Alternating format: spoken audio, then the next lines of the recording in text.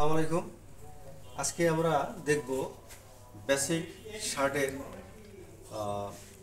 Slip pant and gamble কিভাবে সেলাই করা হয় সেটা দেখব। আমরা অত্যন্ত সহজ উপায়ে এটা সেলাই করার চেষ্টা করব। ওকে, আমরা অলরেডি দুটো স্লিপ লেফট অ্যান্ড রাইট দুটো লং স্লিপ কেটে নিয়েছি। আমরা স্লিপ ব্যান্ড এবং গ্যাম্বলও কেটে নিয়েছি, হ্যাঁ, আয়রন করে নিয়েছি। এটা ট্রায়াঙ্গেল হবে। তবে আমাদের মনে রাখতে হবে যে আমরা এটা যখন সেলাই করব তখন এটা উল্টা সাইডে কি আমাদের মার্কিং করে নিতে হবে। উল্টা দিক দিয়ে সেলাই করে এটা ইনভার্ট করে উপরে নিয়ে আসতে হবে।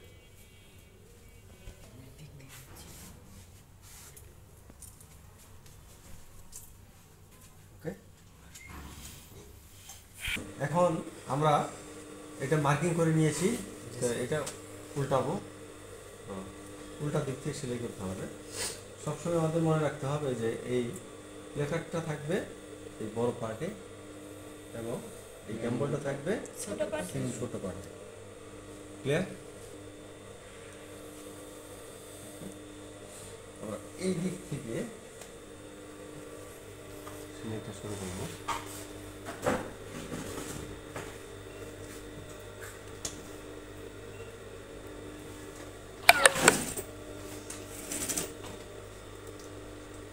আমরা আরও সহজ উপায়ে আগামী ক্লাসে ইনশাআল্লাহ দেখব। এটাই আমরা আরও সহজ উপায়ে আরেকটা মেথড অবলম্বন করব। সহজ পদ্ধতিতে আমরা দেখব। হ্যাঁ, এইখানে আমরা ঠিক 3/8 এনে আমরা স্টপ করব। আচ্ছা, তো আমাদের প্লাকেট জয়েন্ট করে নিব। সিম্পল এই আয়রন বরাবর আমরা আগে আয়রন করে নিয়েছি, ঠিক এই সেলাই বরাবর, এই সেলাই বরাবর এখানে আমরা এইভাবে একটা মার্কিং করে নিই। হ্যাঁ, বা চক দিয়ে আমরা মার্কিং করে নিতে পারি।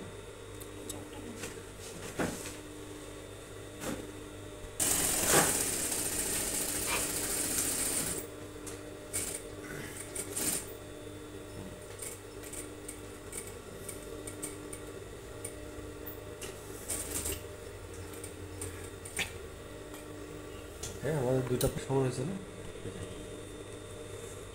আমরা দেখতে পাচ্ছি যে এটা কি সমান হয়েছে। এখন আমরা এটা ট্রায়াঙ্গেল করে কেটে নেব, তারপরে ইনভার্ট করব। নেওয়ার আগে আমরা অবশ্যই এটা কি এরকম ফোল্ড করে নেব যেন নিচের পার্ট না কেটে যায়। আমরা ঠিক এইখানে একটু কেটে এই ট্রায়াঙ্গেল করে ঠিক এই পয়েন্ট পর্যন্ত, হ্যাঁ, থ্রেড যেন না কাটে, সুইং থ্রেড যেন না কাটে। ওকে, এটা আমরা ঠিক এরকম ফুল করে এই ট্রায়াঙ্গেলটা উপরের দিকে দিয়ে দেব। ওকে, তারপরে আমরা এই গ্যাম্বলটাকে কি ইনভার্ট করে নেব। ইনভার্ট করে এই পাইপিনের মতো করে আমরা কী করবো, সুইং করে নেব। ওকে,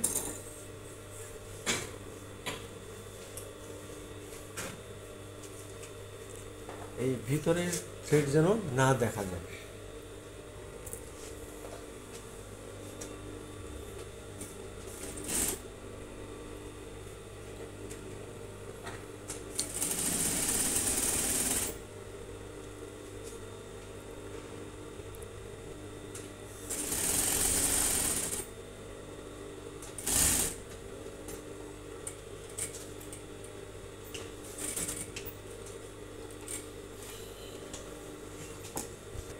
আমরা প্লাকেটটা ইনভার্ট করে নিই।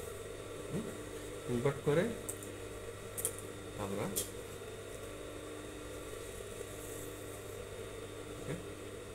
এইখান থেকে আমরা সুইং করব যেন এই থ্রেড না দেখা যায়।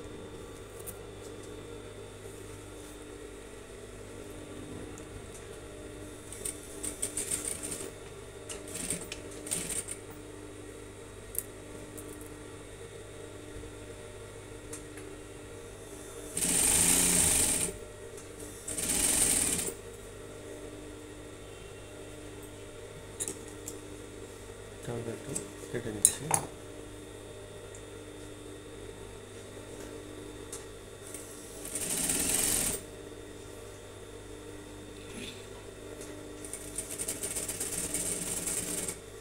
এখানে ঠিক পয়েন্ট বরাবর আমরা এসে থামবো। ওকে,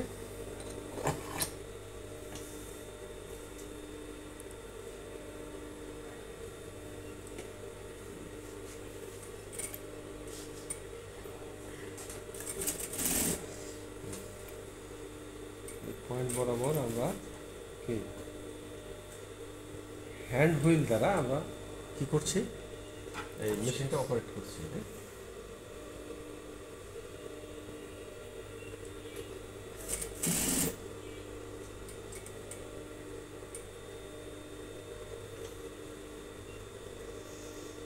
ঠিক আমরা এই কাটিং বরাবর আমরা স্টপ করতে পারি। হ্যাঁ, তাহলে এইখানে আমরা কিন্তু আগে থেকে একটা কী করতে পারি, মার্কিং করে নিতে পারি। ওকে, এখানে একটা মার্কিং করে নিতে পারি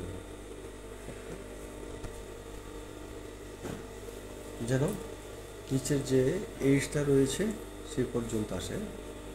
মার্কিং করে নিলাম।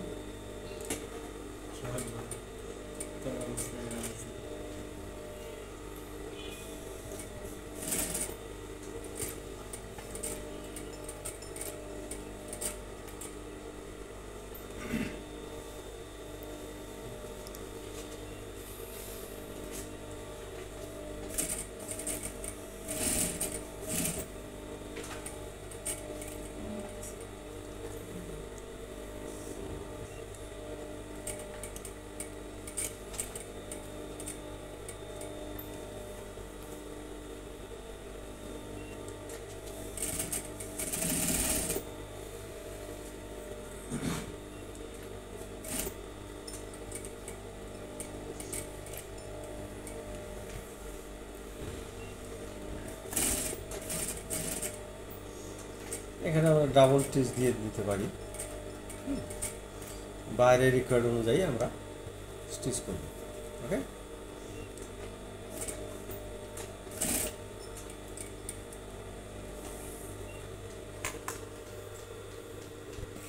তাহলে আমরা স্লিপ প্লাকেট, ওকে, উপরেরটা প্লাকেট, নিচেরটা গ্যাম্বল। আমরা এখানে ভালোভাবে বোঝার জন্য ভিডিওতে আমরা কন্ট্রাস্ট কালার দিয়ে সুইং করেছি। ক্লিয়ার? ওকে, এটা হলো ইনসাইড। ইনসাইডে আমাদের এখানে কি কোনো র এজ থাকা যাবে না।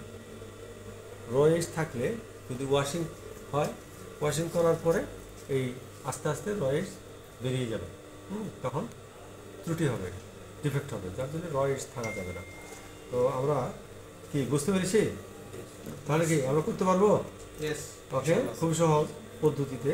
আমরা নেক্সট টাইম আরেকটা মেথডে আমি দেখাবো, সেটা এর চেয়েও আরও সহজ হবে। ওকে, অবশ্যই আমরা ট্রাই করবো। ওকে, ধন্যবাদ সবাইকে।